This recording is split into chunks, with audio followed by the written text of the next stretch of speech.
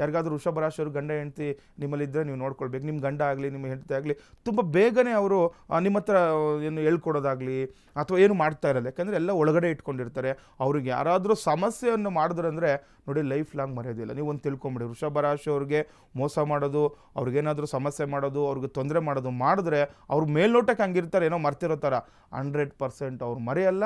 ಅದಕ್ಕೇನು ಪರಿಹಾರ ಮಾಡಬೇಕು ಅದು ಮಾಡೇ ಮಾಡ್ತಾರೆ. ಹಾಗಾಗಿ ಯಾರೆಲ್ಲ ಪಾರ್ಟ್ನರ್ ಆಗಿರೋರು ಅಷ್ಟೇ, ನೀವೇನಾದರೂ ನಿಮ್ಮ ಏನೋ ಕೆಲಸ ಕಾರ್ಯದಲ್ಲಿ ವೃಷಭ ರಾಶಿಯವ್ರ ಜೊತೆಗಾರವ್ರಿಗೆ ಗೊತ್ತೋ ಗೊತ್ತಿಲ್ಲದೆ ಏನಾದರೂ ಸಮಸ್ಯೆ ಮಾಡಿದರೆ ಅವ್ರ ಹತ್ರ ನೀವು ಓಪನ್ ಆಗಿ ಹೇಳ್ಬಿಟ್ರೆ ಭಾಳ ಒಳ್ಳೇದು ಅದ್ರ ಬಗ್ಗೆ. ಯಾಕೆಂದರೆ ಒಳ್ಳೆ ಏನೋ ಗೊತ್ತೋ ಗೊತ್ತಿಲ್ಲದ ಸಮಯದಲ್ಲಿ ಒಂದು ದಂಪತ್ಯದಲ್ಲಿ ಕೂಡ, ಯಾಕಂದರೆ ದಾಂಪತ್ಯದಲ್ಲಿ ಈ ಭಿನ್ನಾಭಿಪ್ರಾಯಗಳಿರಬಾರ್ದು ಮತ್ತು ಅನುಮಾನಗಳಿರಬಾರ್ದು ಅಥವಾ ಈ ರೀತಿ ಸಮಸ್ಯೆಗಳು ಇರಬಾರ್ದು. ಯಾಕೆಂದರೆ ಅದನ್ನು ನೀವು ಬಗೆಹರಿಸ್ಕೊಳ್ಳಿ, ಅವ್ರ ಹತ್ರ ಹೇಳ್ಕೊಳ್ಬೇಕು. ಯಾವಾಗ ಏನೇ ತಪ್ಪು ಮಾಡಿದರೂ ಕೂಡ ಹೇಳ್ಕೊಂಡಾಗ ಏನಾಗುತ್ತೆ, ನಿಮಗೆ ಅವರಲ್ಲಿ ಒಳ್ಳೆಯ ಭಾವನೆ ಇರೋದು. ಇಲ್ಲ ಅಂತಂದರೆ ಅವ್ರು ಯಾವತ್ತಾದರೂ ನಿಮಗೆ ಸಮಸ್ಯೆಯನ್ನು ಮಾಡ್ತಾರೆ. ಮತ್ತು ಕೆಲಸ ಕಾರ್ಯ ಉದ್ಯೋಗ ಕ್ಷೇತ್ರದಲ್ಲಿ ನೋಡಿದಾಗ ತುಂಬ ನಿಯಮ ನಿಷ್ಠೆಯಿಂದ ಉದ್ಯೋಗ ಮಾಡ್ತಾರೆ. ಯಾರೆಲ್ಲ ಈ ವೃಷಭ ರಾಶಿಯವರು ಇದ್ದೀರಾ ನೋಡಿ, ನೀವೇನಾದರೂ ಈ ಉದ್ಯೋಗದ ಬಗ್ಗೆ ನೀವೇನಾದರೂ ಚಿಂತನೆ ಮಾಡ್ತಾ ಇತ್ತು ಅಂತಂದರೆ ಇದು ಬಹಳಷ್ಟು ವಿಚಾರವಾಗಿ ನಾವು ನೋಡ್ಬೋದಾಗುತ್ತೆ.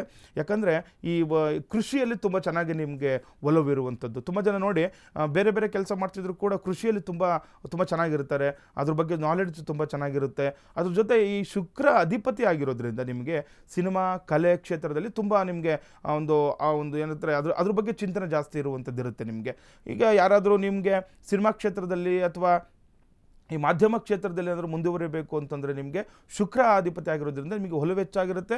ಆ ಒಂದು ಕೆಲಸ ಕಾರ್ಯದಲ್ಲಿ ಯಶಸ್ಸನ್ನು ನೀವು ಕಂಡುಕೊಳ್ಬೋದು ಅಂತ ಹೇಳುತ್ತೆ.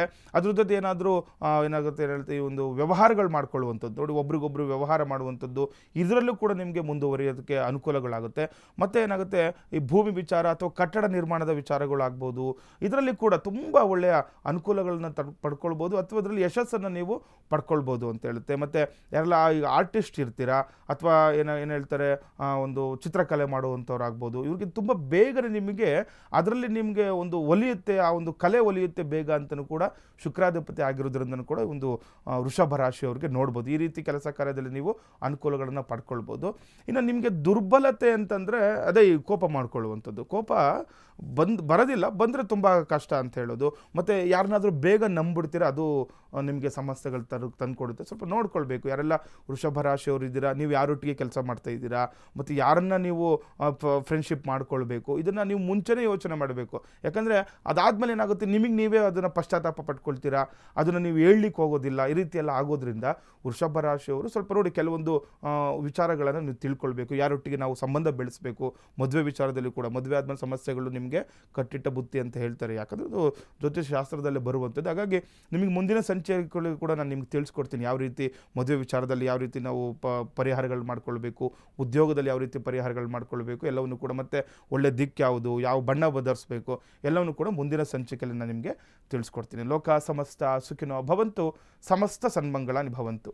ಶ್ರೀಮತೇ ರಾಮಾನುಜಾಯ ನಮಃ.